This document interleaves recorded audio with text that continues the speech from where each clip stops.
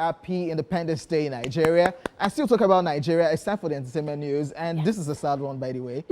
NOSC declines submission for 2026 Oscars International Feature Film category.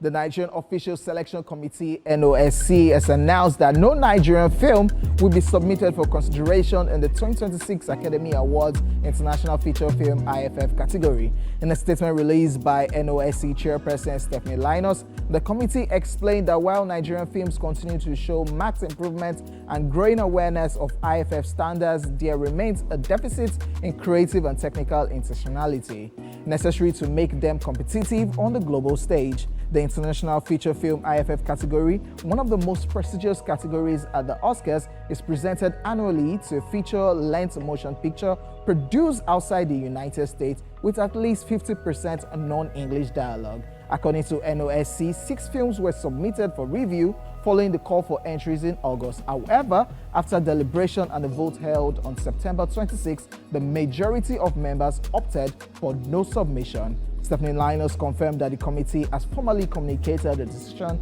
to the Academy of Motion Pictures, Arts and Sciences, AMPAS. She expressed regret that no Nigerian film was deemed suitable for submission this year, but stressed the importance of using this moment as a learning opportunity for the industry. This is why the NOSC will be taking more proactive steps to encourage filmmakers to create with the Oscars in mind, she said, urging Nigerian filmmakers to study previous IFF-nominated works to better understand the category standard and strengthen future entries. This marks another year Nigeria will have no representation in the international feature film race, underscoring both the challenges and opportunities facing Nollywood as it seeks to establish a stronger global footprint. Sad one right there. So honestly, yeah, I feel like this is a situation of movie makers not standing up to actually submit their movies. Are you sure? Yes, because I feel like I can list a lot of movies, a lot of Nigerian movies that would actually stand. And I think another problem that might happen is, it has to be 50% non-English dialogue. And we have a lot lately. No, so that's the thing. No. So that's the thing. So a lot of these movies that are traditional or that are shot in probably the Igbo or Yoruba or Hausa, most of them try to infuse English a lot in their dialogue just for inclusivity. Now, I'll give you an example. Afamefuna. Yeah. This Igbo movie. Yeah. I mean, I've seen a lot of Igbo movies that I really, really love, even as a Yoruba girl. And seeing these movies, most of their dialogue is actually English. I think 50% non-English.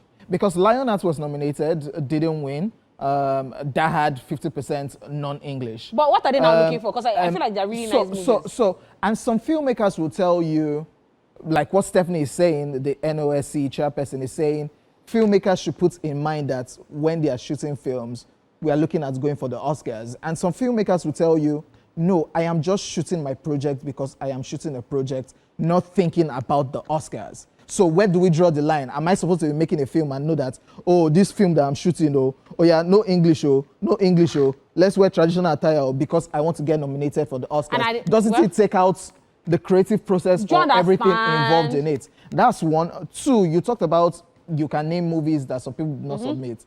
Let me play the devil's advocate now. Did the NOSC know some movies that didn't reach that don't have those things? Why not reach out to the filmmakers and ask and say, okay, bring your movie, come submit your movie? Or is this strictly you bring? If you don't bring, we will not reach out to you. At the end of the day, it's not just this category. It's not just this category. There are so many other categories, and I don't think. But this is the one that we feel that is closer to home. Yeah, closer to home, where we can. The last Nigerian movie that I can think that got into the IFF category Nigerian movie is Mami Water. It was a black and white Igbo speaking movie. Black and white, by the way. Mami Water. Yeah, got that far. Yeah, I think it got that far, getting nominations for the Oscars, if I'm not mistaken. And I think that's the last one. How long ago was this? This was like last 2 years there, but also, yeah. Which is sad because left to me, I thought we were churning out content with a whole lot of 50% Yoruba speaking or Igbo speaking. I feel like before we should not overrule the fact that Nigerian filmmakers are actually doing super true well. True that. And I'm very impressed. I can say for the last 5 years, we've actually had like really great Nigerian movies back to We have back. film villages now. To get like people for are us to shooting. even have a film village, like not even just one, not two. We have a lot of them, and I see the content they churn out. I see the amazing movies they churn out, and I feel like they would have actually stood like a very big chance at excelling in this particular award. But I mean, really sad. Moving on to happier things. Burna Boy tops Spotify's list of most streamed Afrobeat stars of 2025. Global streaming giant Spotify has released its list of the most streamed Afrobeat artists of 2025, with Burna Boy leading the rankings. Despite his insistence on distancing himself from the Afrobeats label, Burna Boy clinched the top spot, backed by massive streaming numbers across his catalog.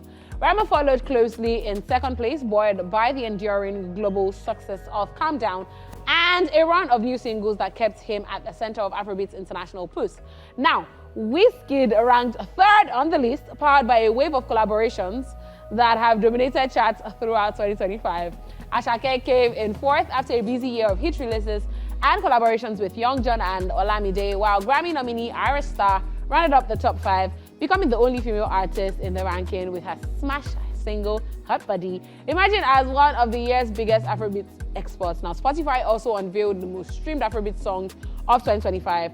Though the list has stirred debate over the genre's categorization, Jamaican producer Russian's Santa, featuring Ro Alejandro and Arasta, topped the chart despite its very strong Latin pop influences. Now, similarly, Molly's Shake It to the Max ranked second, leaning more towards dancehall than Afrobeats. Rema's Calm Down remix with Selena Gomez secured a third spot, offering a more traditional representation of the genre. Now, Coldplay's We Pray, featuring Burna Boy, Eliana, Little Sims, and TINI came in fourth, a classification many fans found questionable due to its electronic pop style. Now, the list released on September 29 underscores Afrobeat's growing global impact while reigniting conversations about how the genre is defined and categorized on the world stage. Congratulations. Congratulations to everybody. Let me talk about that category whereby non-Afrobeat songs are big.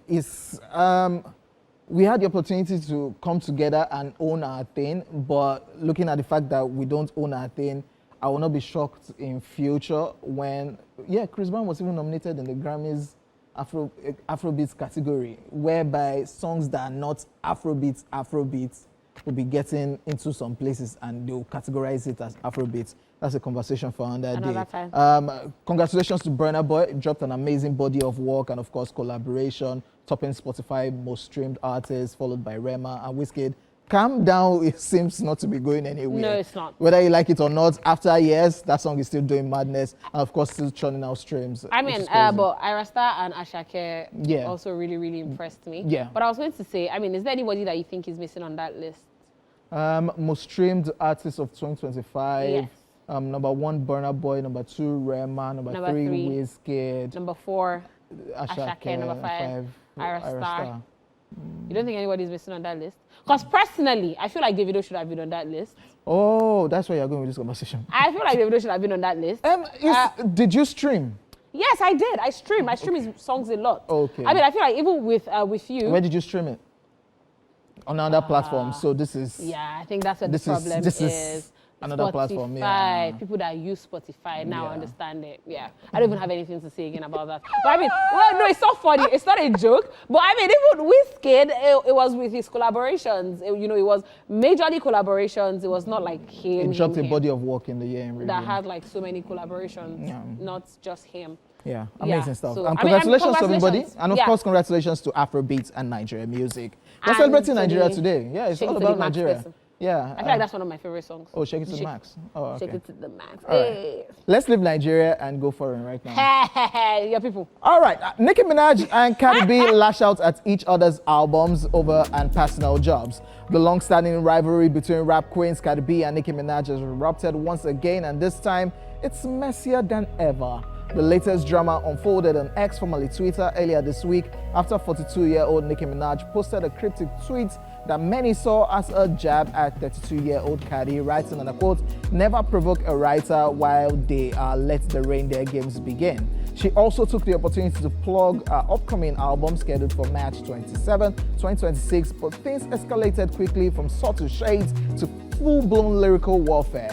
In a series of since-deleted tweets, Nicki mocked Cardi's album I'm Either Drama, which just debuted at number 1 on the Billboard 200. Nicki referenced the iTunes promotional price by tweeting $4.99. She didn't stop there, taking aim at Cardi's looks, lyrics, and even her pregnancy with her fourth child, her first with NFL star Stephon Diggs. Nicki referred to Cardi as Banny Dangerous and parodied lyrics from Cardi's hit track Magnet, tweeting ABCDEFG surgery to look like me, tell the rat and tell Jay-Z, Rico fraud and perjury, falling off the charts with a big belly, running trains barefoot, still smelly, I still you could not outsell me, end quote.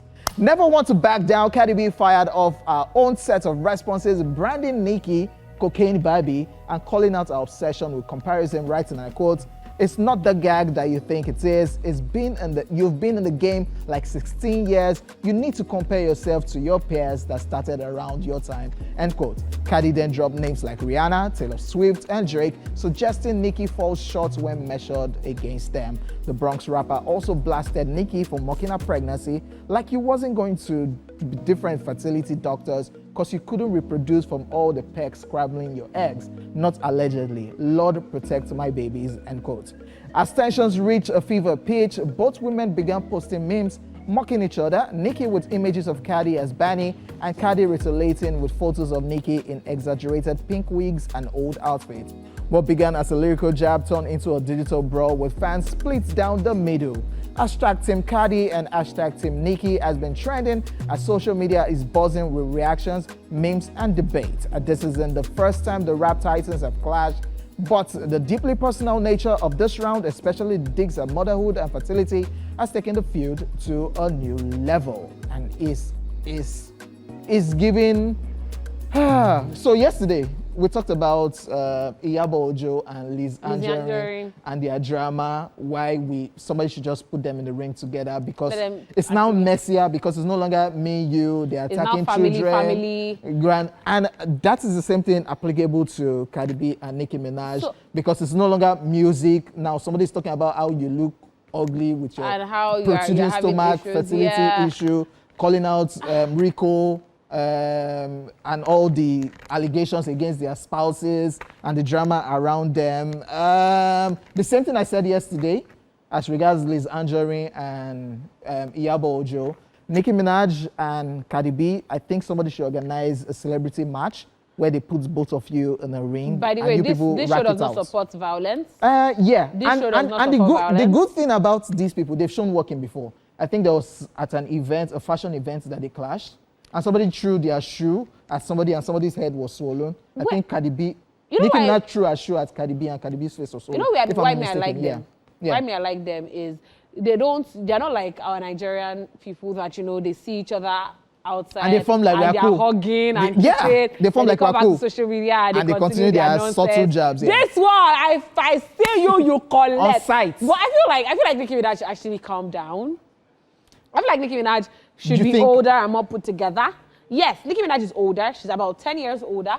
Nicki Minaj should be more put together. I mean, Cardi B has always been known to be, fire for fire, pow, like that. But I just feel like Nicki Minaj should play a Tiwa Savage and, be the mature person here. And there was a Tiwa Savage and Shei issue at the salon, one time. So I feel like just pull a Tiwa Savage and just calm down. So you can, for fans of Nicki Minaj, they will understand how the situation is. People call Cardi B an industry plant based on, they knew there was a female rapper all looking sexy and glam, super talented, and they created somebody like her, which is Cardi B, bringing her into the industry. Then after all is said and done, blacklisting Nicki Minaj because her mouth self no good. So a lot of people have blacklisted her. So it's now looking like most of the things I'm supposed to be getting, the perks I'm supposed to be getting, they brought you into the industry to be getting it. So that's beef has been there from the beginning, it's which really is crazy. Dramatic. I just feel like, please, I'm tired. This just is smelling. Yeah, because it's now fertility, children, unborn children. Cardi B has a child named Culture. I stumbled on a tweet where Nicki Minaj said Culture Vulture, and went on and on. Yeah, ladies and gentlemen, we are done with the entertainment news. Yeah, I'll very still done. subscribe to the situation where I said they should organize a celebrity boxing match the way they did with Charles Okocha and Portable, Speed Danity and Portable, organized for Liz Anjorin and Iyabo Ojo. But if Then you don't- if Nicki you Minaj, want- Nicki OJ. Minaj and Iyabo Ojo, you people should organize one OJ. too. Trust me, you will cash out. OJ, if there was any celebrity that you would want to be put in that ring with, who would it be? To fight. Yes. I don't fight. No, but I don't support violence. Imagine you were in that situation. What public figure do you think you want to be? I mean, I know the public figure you want to be, but what public figure do you think you want to be? Okay, you'll find out after now.